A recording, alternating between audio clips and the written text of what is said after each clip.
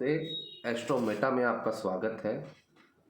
आज हम जिस टॉपिक पे बात करेंगे वो है इंसान की ज़िंदगी में उतार चढ़ाव, डिप्रेशन, एंजाइटी एंड इमोशंस।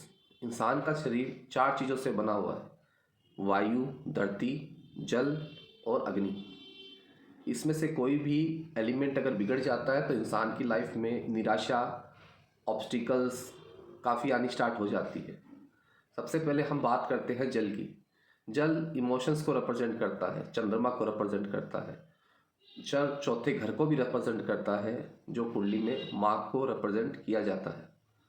जब भी इंसान की ज़िंदगी में जल से रिलेटेड प्रॉब्लम आती है और ये आम प्रॉब्लम है, क्योंकि आज के टाइम में डिप्रेशन और एंजाइटी के पे क्लाइंट्स ज़्यादा देखे गए हैं और लोगों में इसकी बहुत ज़्यादा प्रॉब्लम देखी गई है। सबसे पहले ये समझना पड़ेगा कि चंद्रमा क्या है। कुंडली के अंदर चंद्रमा का एक बहुत बड़ा महत्व है। चंद्रमा के साथ अगर कोई भी मेलिफिक इन्फ्लुएंस आ जाए, जैसे राहु, मंगल, शनि, तो चंद्रमा बिगड़ने लग जाता है।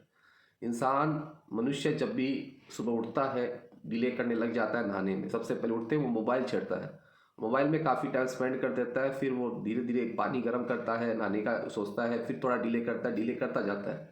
तो इससे साफ पता चलता है किसी भी मनुष्य का कि चंद्रमा खराब है या नहीं खराब है, बिना कुंडली देखे। अगर जिसका चंद्रमा अच्छा होगा वो सुबह जल्दी उठेगा, नहाएगा, फ्रेश होएगा, नहाएगा और अपना काम पे लग जाएगा। और जिसका चंद्रमा खराब होता है तो उसका सबसे बड़ा प्रॉब्लम ये है कि वो डिले करेगा नहाने में, कोई भी काम में। अगर आप सुबह का काम डिले करते हो तो पूरा दिन डिले में ही निकल जाता है। तो सबसे पहले आपको ये समझना पड़ेगा कि चंद्रमा को ठीक कैसे किया जाए बिना कोई भी स्पिरिचुअल एंड स्टोन रेमेडी के। तो सबसे पहले आपको सुबह उठना है, एक सर्टेन टाइम पे उठना है जो सुबह हो। उसके बाद फ्रेश होना है और नहा लेना है, जब तक आप मोबाइल ना छेड़ें। उसके अंदर कोई भी रील्स वगैरह ना देखें या कोई भी वीडियोस वगैरह ना देखें और ना कोई मैसेजेस देखें।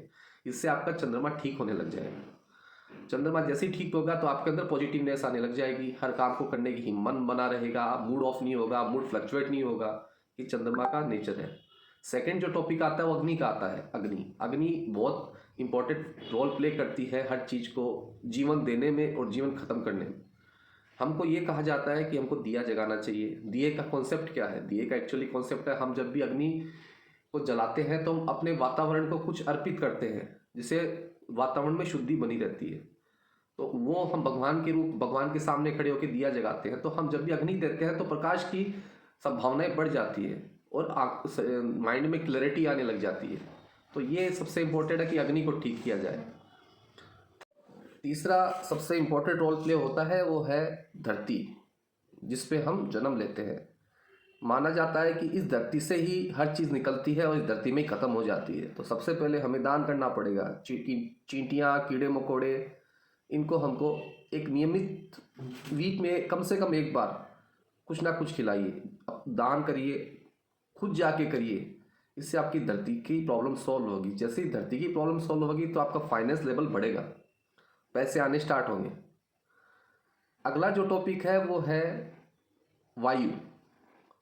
वायु का वास्तविकता मीनिंग है कि हम अपनी हवा पानी को चेंज करें। फॉर एग्जाम्पल, बड़े बड़े लोग जो इस धरती पे हुए थे, उन्होंने अपनी ज़िंदगी में दूर दूर जाके ज्ञान ग्रहण किया। उसी के लिए आपको सबसे पहले जगह जगह जाके अपना नॉलेज बढ़ाना पड़ेगा, आइडियाज़ लेनी पड़ेगी। उससे क्या होगा कि आपका वायु चेंज होने लगेगा। जैसे ही वायु चेंज होगा आपकी लाइफ में क्लैरिटी, अपॉर्चुनिटीज़ ये बढ़नी स्टार्ट हो जाएगी। ये चारों चीज़ अगर आप करते हैं तो आपकी लाइफ की मोर देन 30% चीज़ें सॉल्व होने लग जाएगी। इसके बाद जो लास्ट आता है, जो मैंने स्टार्टिंग में कंसीडर नहीं किया था, वो था आकाश। आकाश का मतलब है एस्ट्रोलॉजी।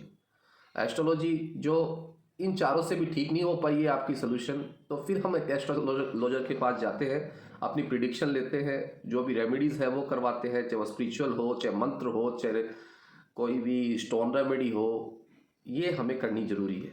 वैसे जितनी भी 4 इम्पोर्टेंट फैक्टर मैंने आपको बताए हैं वो सब राशियों में निर्धारित है। 1, 5, 9 अग्नि का है।